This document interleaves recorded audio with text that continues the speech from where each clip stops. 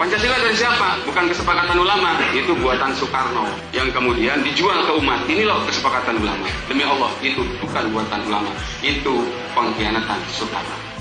Saya tanggung jawab. Kalau khilafah dari siapa? Dari Allah. Saya bisa nantang ke siapapun. Kalau bukan dengan syariat dan khilafah, mau kasih solusi apa dengan persoalan ini? Mau pakai Pancasila? Pancasila bisa ngejawab apa? Utang gede, kemana Pancasila? LGBT merajalela, kemana Pancasila? Ulama-ulama di nu lempeng ya, nu bengkok mah diingu, dipiara, dikukul, di paraban. Tapi ulama-ulama nu lurus dikriminalisasi, ditangkap, penjara.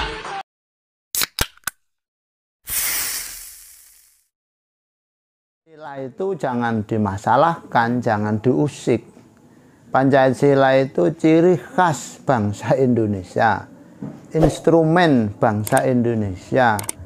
Pancasila itu adalah tujuan berbangsa dan bernegara Indonesia, latar belakang dan latar depan Indonesia, jiwa Indonesia. Lah kalau mau dihilangkan, ya bukan Indonesia. Seandainya toh ada kejahatan, kriminal, korupsi, baik itu dilakukan oleh aparatur negara, baik itu dilakukan oleh pemerintah, itu bukan ajaran Pancasila. Itu adalah murni dari kebiadaban oknum yang bersangkutan, murni karena dia tidak mengamalkan Pancasila itu sendiri. Jadi Pancasila itu tidak ada yang bertentangan dengan Al-Quran. Kalau ada yang mengatakan itu adalah pengkhianatan Soekarno, Masya Allah, Pak Karno tidak dapat apa-apa. Pak Karno ikhlas tulus karena menganggap perekat Indonesia yang ideal adalah Pancasila. Dan ini jangan dikatakan tidak ada ulamanya dalam waktu membuat Pancasila. Banyak sekali ulama di dalamnya, diantaranya Kiai Haji Wahid Hasyim, Kiai Maskur, dan lain sebagainya, Kiai Agus Salim, dari berbagai macam ormas Islam waktu itu ada semua dalam penggodokan Pancasila. Dan kalau mengatakan khilafah dari Allah yang mana? Kalau dari Allah berarti sumbernya adalah Al-Quran dan hadis. Mana ada ayat Al-Quran, ada hadis yang sahih ataupun yang dhaif pun yang menyuruh membuat khilafah? Tidak ada. Tidak ada sama sekali. Coba tampilkan satu ayat ataupun satu hadis yang menyerukan khilafah. Tidak ada. Mewajibkan khilafah.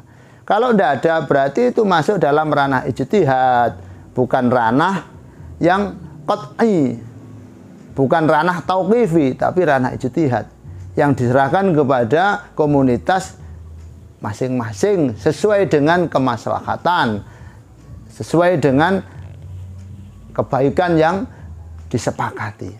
Sekali lagi, enaknya gini, kalau Anda atau siapapun yang tidak menerima Pancasila, sebaiknya ya jangan di Indonesia, karena ini adalah jiwa Indonesia. Kalau dihilangkan Pancasila ya bukan Indonesia.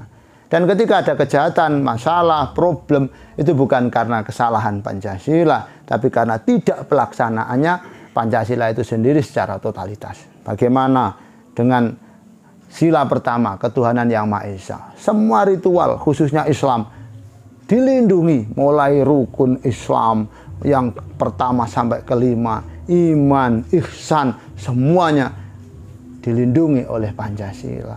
Sila yang kedua sampai sila yang ketiga ada istilah hikmah, ada istilah keadilan sosial. Itu kan semua penginjauan daripada Al-Quran. Seandainya kok Pancasila dilakukan secara total, kita ambil saja hikmah, kebijaksanaan, Masya Allah, kita akan semangat bekerja, kita akan bijaksana, dan akan menelurkan hikmah dari setiap momen, dari setiap porsi masyarakat Indonesia. Yang pejabat mengeluarkan hikmah jabatannya, yang presiden mengeluarkan hikmah kepresidenannya, yang polisi mengeluarkan hikmah kepolisiannya, yang tokoh mengeluarkan hikmah ketokohannya, yang pedagang mengeluarkan hikmah dagangannya, yang rakyat mengeluarkan hikmah rakyat. Nah, kalau Anda jadi rakyat sudah tidak mengeluarkan hikmah kerakyatannya, menjadi rakyat yang membangkang, ini yang masalah. Seandainya kita kembalikan kepada Al-Quran dan hadis, apakah tidak ada maksiat di dunia ini? Apakah tidak ada korupsi? Loh, berarti Al-Quran tidak sukses. Bukan masalah Al-Quran tidak sukses, bukan masalah Al-Quran keliru, bukan masalah hadisnya mengajari. Masalahnya tidak dilaksanakan secara total, tidak dilaksanakan 100% isi dan kandungan Quran dan Sunnah. Jadi monggolah, ini Pancasila kita jalani, kita terima karena ini ideologi, karena ini adalah dasar negara. Goleng negara kalau dasarnya kita ambil. Ini pikirannya itu gimana? Mudah-mudahan Allah memberikan hidayah kepada saudara-saudaraku yang anti Pancasila, yang anti NKRI, yang anti apa-apa. Saya juga ingin tahu, apakah di satu komunitas pondok pesantren, satu komunitas kantor, ada undang-undang yang meliputi di situ? Kan ada. Apakah di satu yayasan ada undang-undang yang mengatur? Kan ada.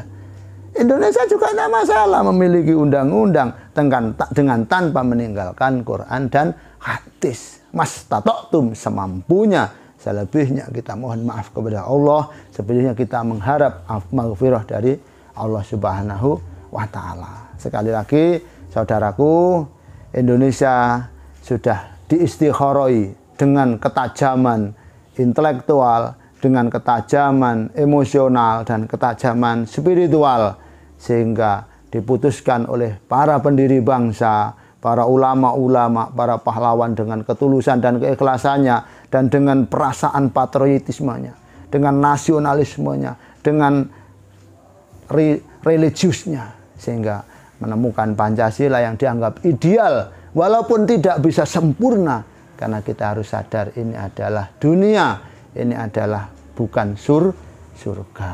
Mudah-mudahan sedikit ini bisa menjadi maklum, mudah-mudahan bisa menjadikan tambahan wawasan. Jadi kalau ada orang yang menggandengkan atau menjajar Pancasila dengan Al-Quran, itu bukan yang bodoh yang disuruh melihat, tapi yang bodoh adalah yang menggandeng dan yang menjajar.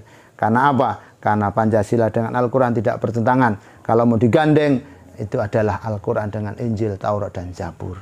Kalau Pancasila itu adalah pengejawantahan Al-Quran dan hadis untuk Indonesia. Assalamualaikum warahmatullahi wabarakatuh.